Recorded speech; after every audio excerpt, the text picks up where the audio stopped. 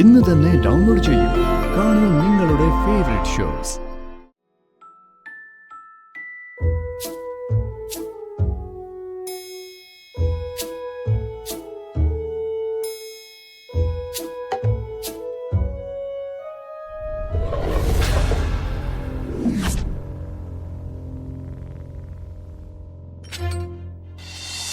ഉടൻ തന്നെ അറസ്റ്റ് ഉണ്ടാവും.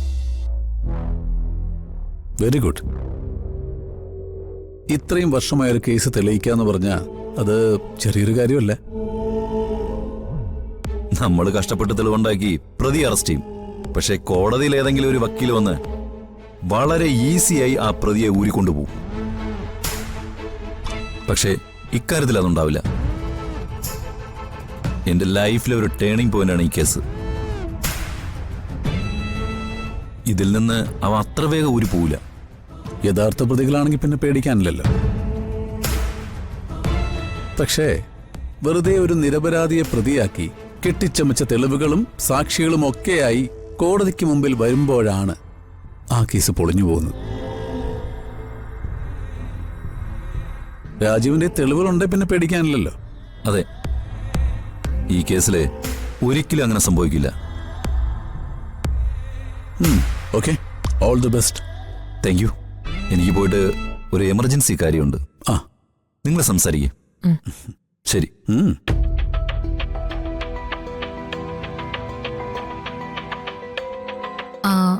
നിങ്ങൾ അടുത്ത സുഹൃത്തുക്കളാണോ?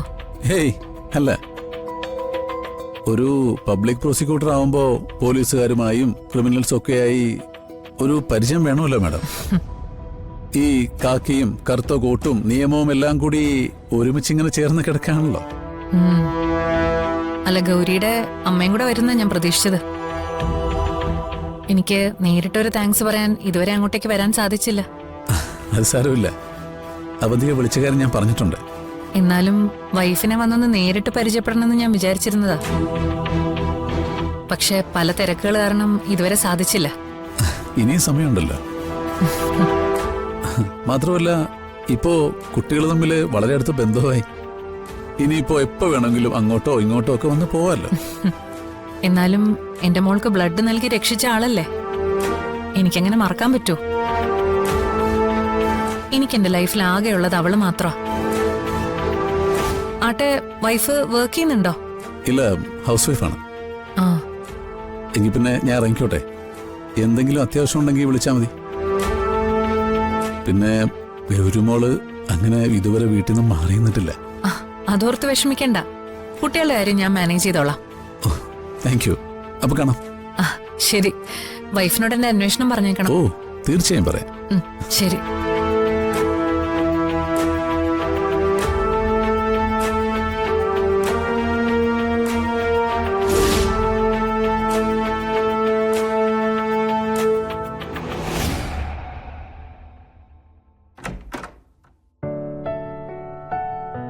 വേറെ കുറെ ഗണ്ണുകളും കളിപ്പാട്ടങ്ങളും മുകളിലുണ്ട്. നമുക്കതൊക്കെ നോക്കിയാലോ? ഗണ്ണ് വെച്ച് ഷൂട്ട് ചെയ്യാൻ എനിക്ക് വലിയ ഇഷ്ടാ. ഈ റോക്കറ്റ് റാക്കൂൺ പോലെ വലിയ ഗണ്ണൊക്കെ എടുത്ത് വെടിയൊക്കെ വെക്കണം. പിന്നെ ഷൂട്ട് ചെയ്യുമ്പോ കളറൊക്കെ വരുന്നത് നല്ല രസമല്ലേ? അതുപോലെ ഒരു ഗണ്ണ് എന്റെ കയ്യിലും ഉണ്ട്. ആഹാ, എന്നിട്ടതെവിടെ? അതൊക്കെ മുകളിൽ കിടക്കുന്ന കളിപ്പാട്ടങ്ങളുടെ കൂടെയാ. ഒരു ദിവസം അമ്മ എന്നോട് ദേഷ്യപ്പെട്ട് അത് പിടിച്ചു മേടിച്ച് അലമാരയിൽ എവിടെയോ വെച്ചു. പിന്നെ ഞാൻ അതെടുത്തിട്ടില്ല. വാ, എനിക്കിഷ്ടം സ്കെച്ച് ചെയ്യുന്നതാ. ഞാൻ വേണമെങ്കിൽ നിങ്ങളുടെ എല്ലാ പാടം സ്കെച്ച് ചെയ്ത് തരാം. ആരും കാണാതെ ഇവള് വരയ്ക്കുന്നത്. ഇവിടെ കയ്യിൽ രഹസ്യമായിട്ട് വരച്ച കുറെ സ്കെച്ചുകളുണ്ട്. എങ്കിൽ അതൊക്കെ ഒന്ന് കാണണമല്ലോ. അതൊന്നും ഞാൻ കൊണ്ടുവന്നിട്ടില്ല. പിന്നെ ഒരു ദിവസം കാണിക്കാം. ദേ, ഇത് കണ്ടോ? ഹായ്, കൊള്ളാലോ.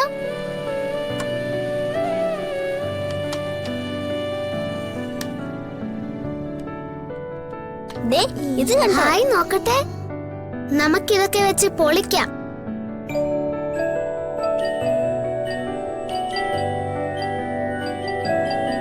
എവിടെ? ഞാൻ നോക്കട്ടെ. ആ, എവിടെ? ഞാൻ നോക്കട്ടെ.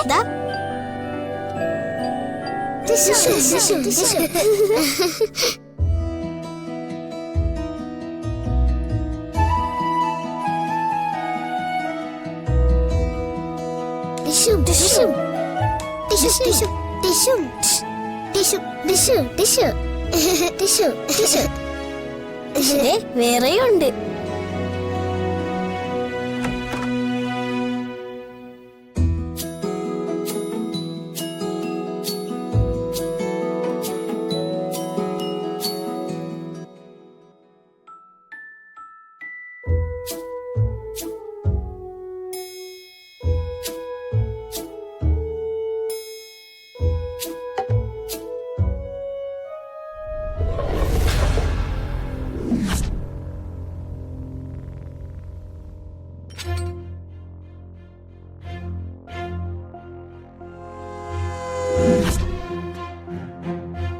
മോളെ ഏ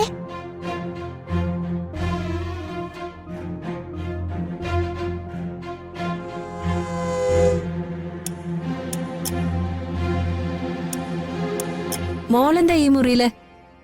അവരൊക്കെ അപ്പുറത്ത് നിൽക്കുകയാണല്ലോ. ഞാൻ വെറുതെ കളിപ്പാട്ടം നോക്കാൻ വന്നതാ. അതൊക്കെ അപ്പുറത്താ. ഇനി ഈ മുറിയിൽ കയറരുത് കേട്ടോ. മോളെ അപ്പുറത്തേക്ക് പൊയ്ക്കോ.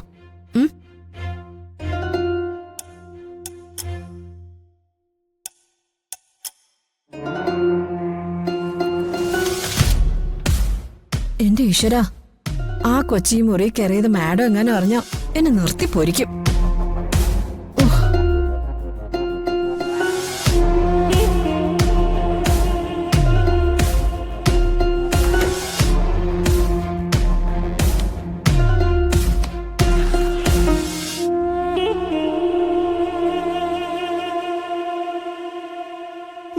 ഇത് നിന്റെ ബാഗിൽ വെക്കി. ബാക്കിയെല്ലാം അവരവരെ ബാഗിൽ വെച്ചോ.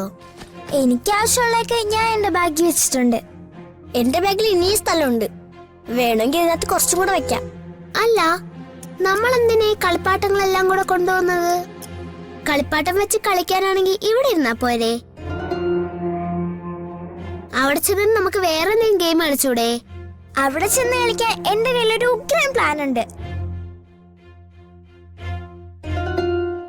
നിന്റെ അമ്മ പറഞ്ഞ പിക്നിക് സ്പോട്ട് ഒരുപാട് ആളുകൾ വരുന്ന സ്ഥലമാണോ? അതൊക്കെ അമ്മയ്ക്ക് മാത്രമേ അറിയൂ. എന്തായാലും നിങ്ങൾ വേഗം റെഡിയാവും, നമുക്ക് പോണ്ടേ?